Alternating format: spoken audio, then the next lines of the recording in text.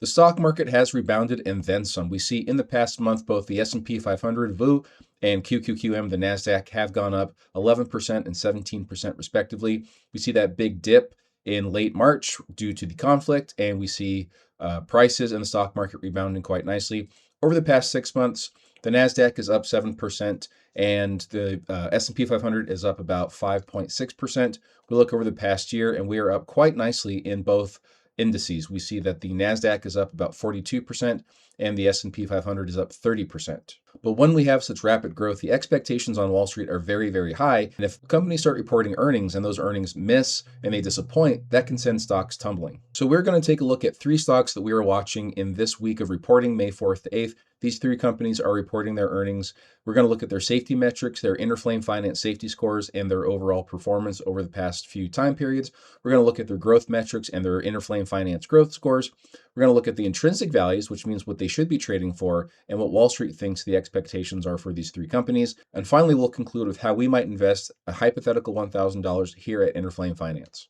So jumping right into it, we're just going to get right to these 3 companies. What we did is we looked at these 3 companies. We actually looked at several companies that are reporting earnings this week, and we looked at some of their competitors to make a little comparison. And these 3 that we are featuring today really stood out. And the first is Mercado Libre. Mercado Libre is basically the Amazon of Latin America, and we see that they are trading at a discount as far as their PE multiples are concerned. Their historical 5-year PE is 67, and they are currently trading for 47.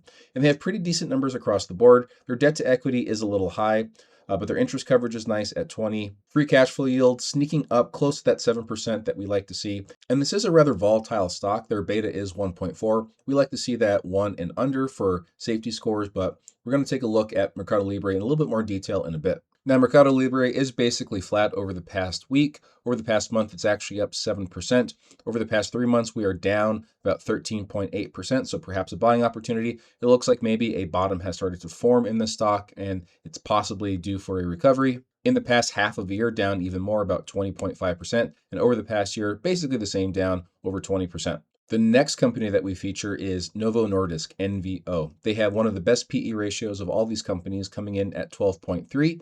And when you compare it to their historical 5-year PE, they are trading for more than a 50% discount, historical about 30.5.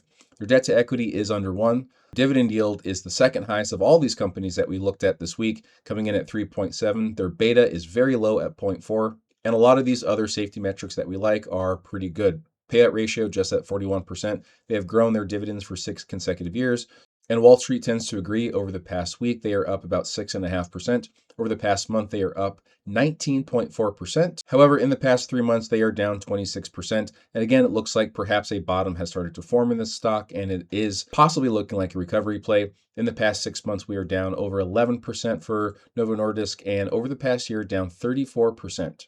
So if indeed we have a bottom forming, any sort of positive outlook and positive guidance on the stock might send the stock soaring. And the third stock that we will feature today is PayPal, PYPL. They have the lowest PE ratio, coming in at just 9.3, and that is a huge discount when compared to their historical PE ratio at 27.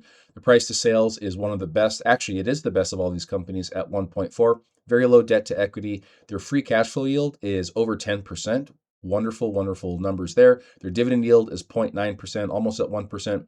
They've only grown their dividend for 1 year, but their payout ratio at just 3.5% gives us faith that management can continue these dividends, if not increase them in the future. PayPal also flat over the past week. Over the past month, however, they are up 11.5%.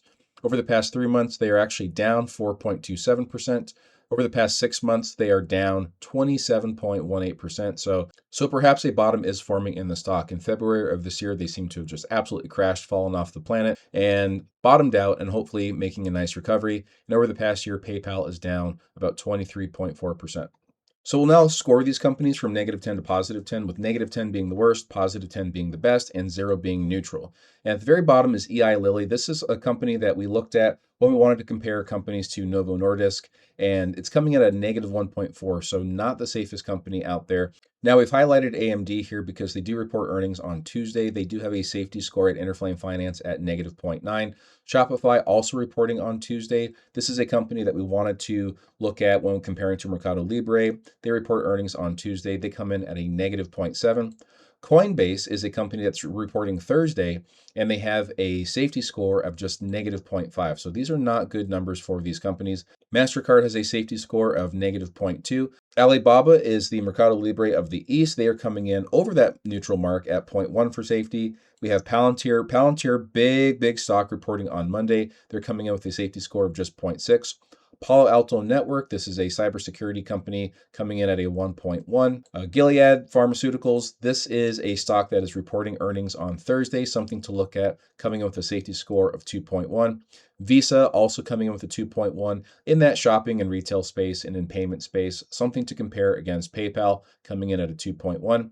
NVIDIA is a company that we use to compare against AMD. They have a higher safety score than AMD at 2.9.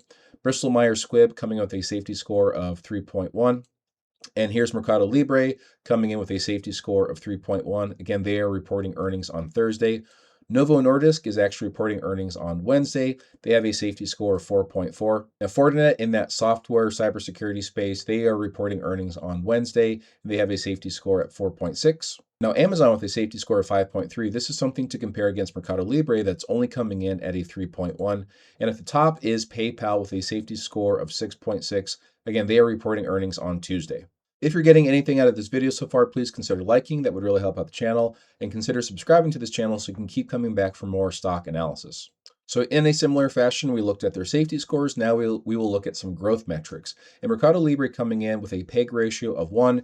Remember, we like PEG ratios to be under 2, and when they are 1 and under, that means screaming buy. So Mercado Libre, very nice at 1. Forward PE at a 31.2, but their 5-year forward PE coming in at just under 12. That means that if you were to buy Mercado Libre today, you'd be getting it for a 12 multiple based on their expected earnings growth, which, by the way, their top line is expected to grow 17.7% over the next 5 years, every year for the next 5 years, and their bottom line is expected to grow about 32% every year for the next 5 years.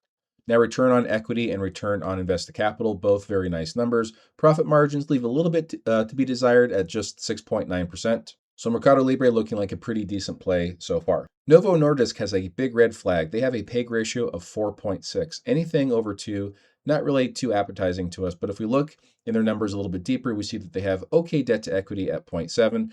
Their return on equity and return on invested capital are very nice, 61% and 36%. Profit margins looking very healthy at 33%. Now, their expected top and bottom line growth is basically flat. And so this is a company that if they can report solid earnings, if they can beat expectations on Wall Street, this might be a recovery play in the stock market. And finally, PayPal with a forward PE of just 9 and a 5-year forward PE at 7. Very low valuations. This is a company that's expected to grow top and bottom line just midway single digits. Their profit margins are coming in at 16%. Return on equity and invested capital looking okay in the low to mid 20s. Their debt to equity at 0.6. So also scoring these companies on growth metrics from -10 to +10, we see that the very bottom is Alibaba.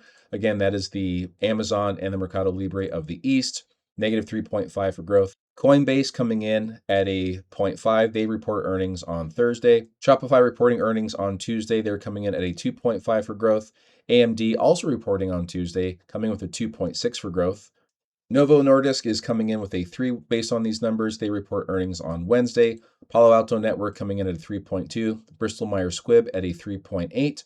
Amazon with growth scores of 3.9. And all eyes are on Palantir on Monday. They have a Interflame Finance growth score of 5.4. Fortinet reporting on Wednesday, coming in with a growth score of 5.5.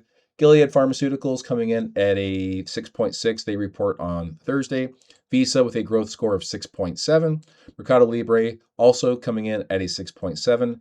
Eli Lilly 6.8 for growth. MasterCard 6.8 for growth. PayPal, one of our featured stocks, reporting on Tuesday. And at the very top for growth, probably no surprise, NVIDIA 7.9.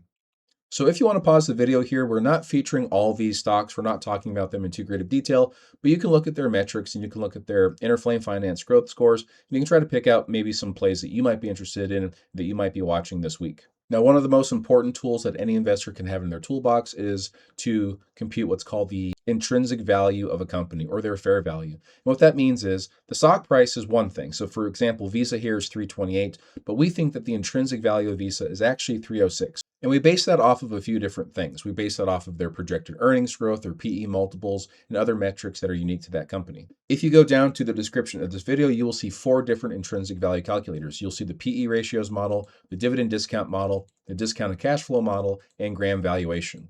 And so we compute the appropriate models for the companies that we are looking at. We average them and we get the intrinsic value of that company. So you can see that Visa should be trading for 306. They're currently trading for 328. So that is a 7.1% premium for this company. So if you follow the tutorials that we've built out for you, you can make your own intrinsic value spreadsheet in Google Sheets. And you can follow that and you can use that to value any company that you are interested in investing in to make sure that you're getting a good price on these companies. So check out those videos and make sure that you are not overpaying for the stocks that you are investing in. So what we have done is we've taken all of these growth scores and we've taken all of these safety scores and we have averaged them. And we get what's called the average score. Now they have equal weights, so we are looking at growth and safety through the same lens.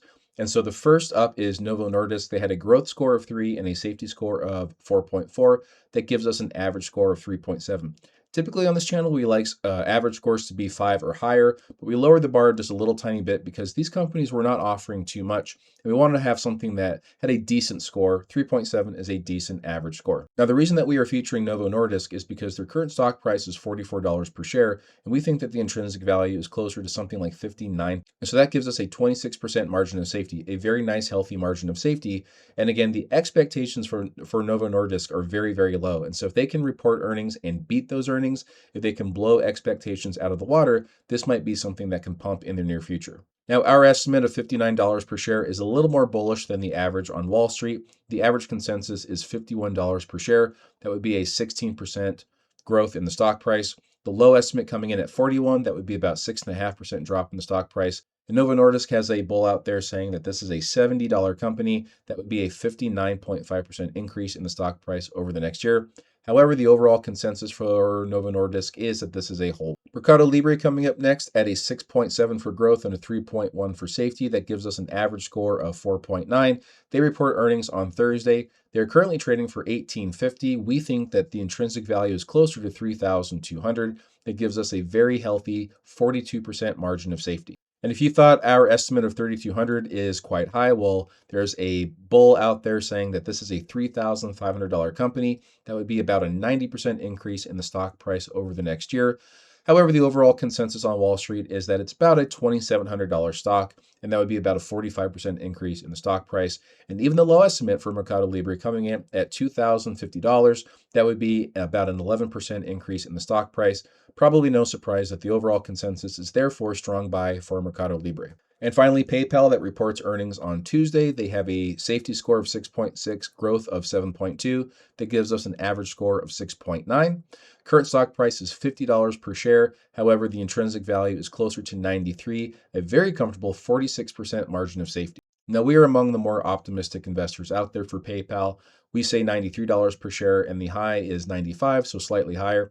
The average consensus on Wall Street, however, is that this is about a $61 stock, median coming in at 55, so expected to grow between 9 and 22% over the next year. High estimate would be an 88% growth in the stock price. And there are bears out there saying that PayPal is not even worth $50 per share right now. It's actually probably closer to 34. That would be about a 33% drop in the stock price over the next year. Therefore, the overall consensus among Wall Streeters and analysts is that this is a hold.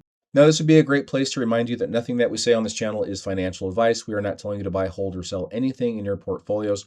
Always do your own research and always do your own due diligence before buying, holding, or selling anything in your portfolios. So if we had a hypothetical $1,000 and we had to invest in these 3 companies, how would we distribute that capital? Now, Novo Nordisk has the lowest average score and the lowest margin of safety, so it's not going to get a lot of our $1,000. It's going to get about 15.4% or $154. They are flashing buy. If you wanted to get a 15% discount from the intrinsic value of $59, you would look for Novo Nordisk at $50 or lower, and it's currently trading for 44. This would be something that we would consider buying heavy if it got $38 or lower, and it's not there yet. It's at $44 per share. Mercado Libre would get 33.5% or $335 of our hypothetical $1,000 due to their slightly higher average score at 4.9 and their margin of safety at 42%. This is a company that is flashing buy heavy based on the $3,200 intrinsic value that we estimate on this channel. Anything under $2,080 would be buy heavy as far as Interflame Finance analysis is concerned. And finally, PayPal, average score of 6.9, the highest margin of safety of 46%. That would mean that 51.2% or $512 of our hypothetical $1,000 would go into PayPal. And this is a company that is flashing buy and buy heavy, more than a 35% discount for the stock. Anything under $60 per share, according to Interflame Finance analysis, would be buy heavy. So let us know in the comments below, what are you buying? What are you looking at? What are you watching this week? There are some big companies reporting earnings. There's going to be a lot of volatility in the market. We have no idea what's coming down the pipe as far as AI concerns, software stocks, how that's all going to be affected. So lots of uncertainty, lots of doubt. But then again, we are hitting all-time highs in the market. So the market is very mixed. It's very frothy. We'll see what happens. Let us know in the comments below, what are you buying? What are you holding? What are you watching this week? Again, if you got anything out of this video, please consider liking it. That would really help out the channel. Subscribe so you keep coming back for more and you never miss a video. Thank you very much for watching. We appreciate having you here, and we'll see you in the next video.